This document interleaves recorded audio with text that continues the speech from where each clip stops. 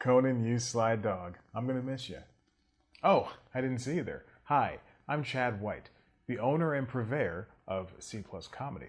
You may remember me from such episodes of the popular hit show that's online, News Time, such as the E3 episode from last week and that episode that I talked about Megyn Kelly.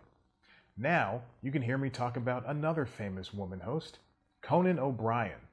Conan is leaving late night, at least the nightly game, and he's going to head over to a show on HBO Max where it'll be weekly.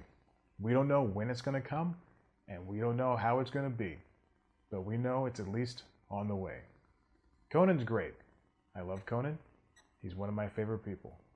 So, instead of doing an episode filled with jokes, let's talk about my favorite segments and recurring bits from Conan.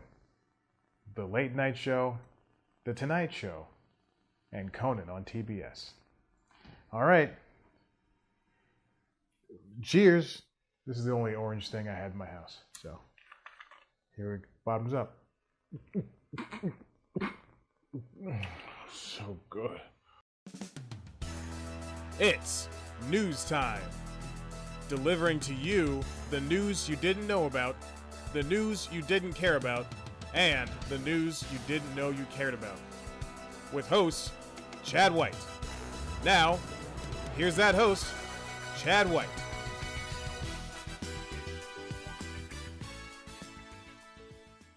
Welcome back to News Time. I'm your host, Chad White, and this is the Conan O'Brien news you probably knew about, but also maybe you've forgotten about it. Hey, welcome to a very rare unscripted episode of this News Time show. I was going to say Conan, realized that I should not have. This is a very important episode where I'm going to sit down and talk about Conan O'Brien.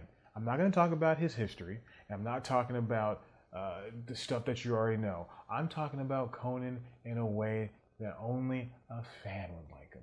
And no, we're not going to talk about the segments where he goes to Greenland or Finland or travels around the world. No, I'm talking about the things that I think are overlooked and that no one is mentioning in their top 10 lists. Now, I don't like to do lists, but I do have a numbered list. So please, bear with me as we go through, not my top 10, but some of my favorite things that Conan and his writers and his producers and everybody working the show have ever done. I don't know why I'm getting so angry about it, but gosh darn it, you're going to enjoy it. Now sit down, shut up, and let's start. So the first thing is WikiBear. WikiBear is a talking Teddy Ruxpin bear. This is what Teddy Ruxpin is. And it's basically a Wikipedia in bear form. So Conan will ask it questions, and eventually, pretty soon after the first question, the bear would turn into like this telling dark punchlines and stuff, and it was great, or being way too overly informative. It was one of the best sketches that's ever been on Conan. I think it's very funny. I think it was probably why they don't do it anymore. It was overplayed, but you know what? Still very entertaining. The next one are the audience segments that involved the writers writing these jokes seemingly like an hour before they shot the show, with the audience, sitting in the audience. And they would have the Craigslist ads and audiency awards, and these would be making fun of how people look. Like somebody would look like Hulk Hogan, or somebody wins the award for having sex with a tree. It's just wonderful, great observations. And if they were lucky, they had audience members who looked like somebody, and so that would be the joke, and that'd be the way out. But I loved it. Definitely check them out. Next up, coffee books that didn't sell well. I remember watching these and not I knew what jokes were. I knew that late night things can be made up, and I knew props were a thing. I did not, for the life of me, understand that these books were fake.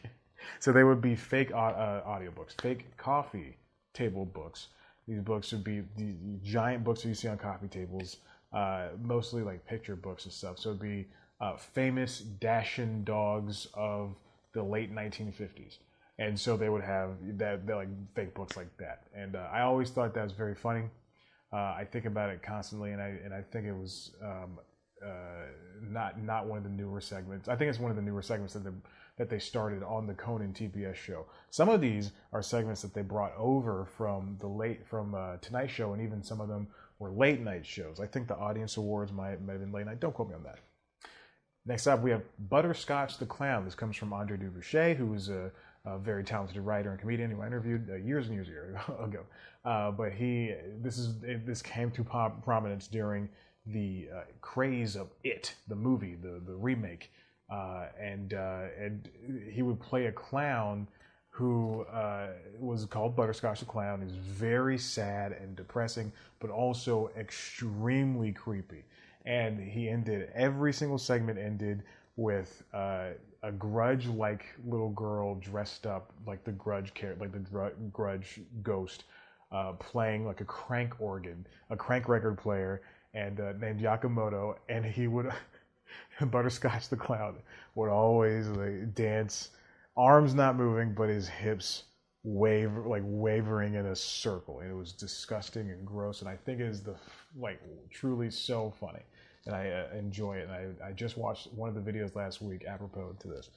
Next up is Triumph. Of course, Triumph the Insolent Comet Dog. No one's ever talking about Triumph. He was just interviewed on Stern. Believe it or not. I think Stern gave him like half an hour of the hour and a half Robert Smigel interview. And I'll tell you what, Smigel himself, just so funny. Just so funny.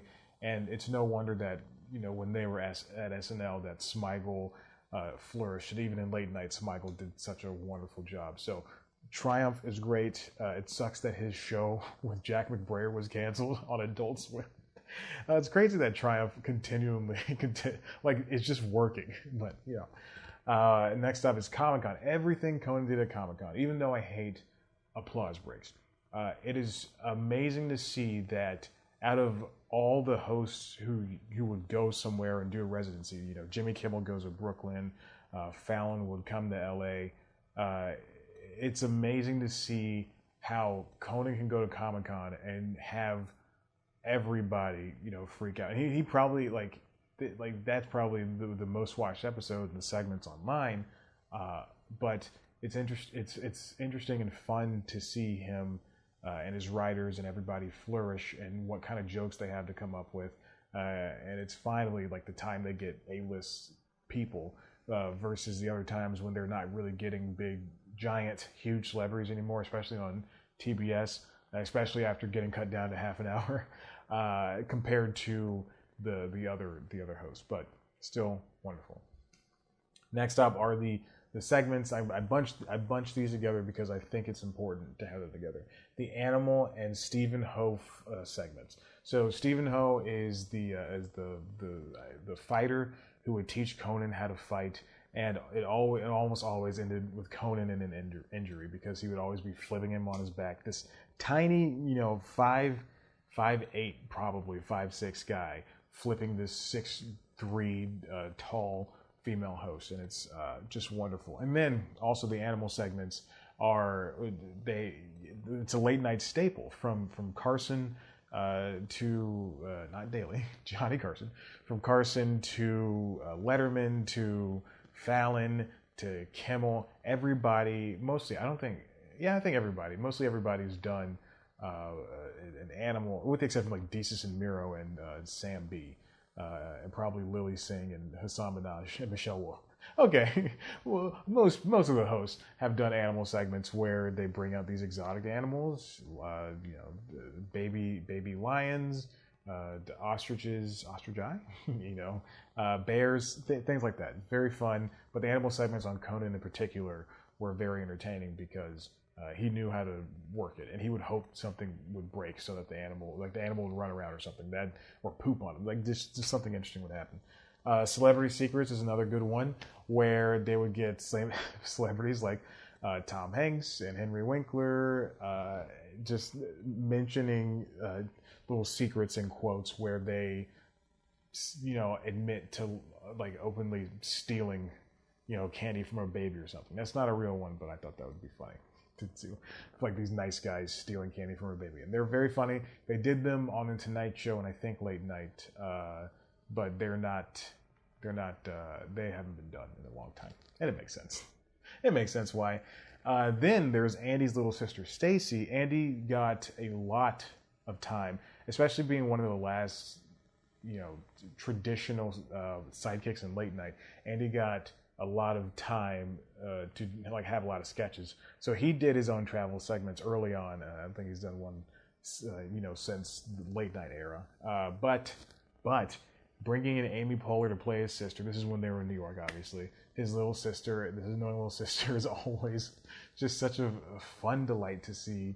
The possibilities of, like, especially early on in late night, they could bring up people from SNL who were on SNL at the time, and have a little fun. Now Conan goes into it, when he talks to SNL people on his podcast from that era.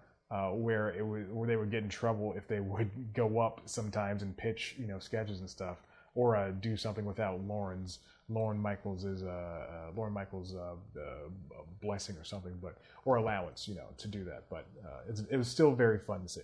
And then finally, the fan corrections. Oh my God, the fan corrections! I always wonder why they stopped doing these. It's so stupid. Like, the fans would be allowed to send in video messages of them saying, like, correcting like a sketch or a joke or something that Conan said, and they'd be valid corrections, obviously. And then the audience, it always come back to the audience, and they would be like booing or something, or oohing or jeering or whatever. And then Conan would say, he would introduce the real reason, why they did that sketch, and like have a funny spin on it. So if they talked about turtles and said, like, oh, this specific turtle lives to be 150 years old, and then a fan would send in a video and say, well, this turtle can live to actually be 250, and then Conan, it would be a sketch about how the turtle lives to 150 and then dies and then comes back to, like, it's just something stupid, something fun, and yeah. But those are just some of the handful of things that Conan and his team have brought to the table over the past 28 years of being on late night television. And now with them moving to a weekly format, they're open up the possibilities and probably have more money to do things. But we still don't know what it's like, what it's going to look like. And hopefully, everybody will return. Andy and everybody else. Jimmy Vivino, the basic cable band. Maybe the streaming band is what they'll call themselves.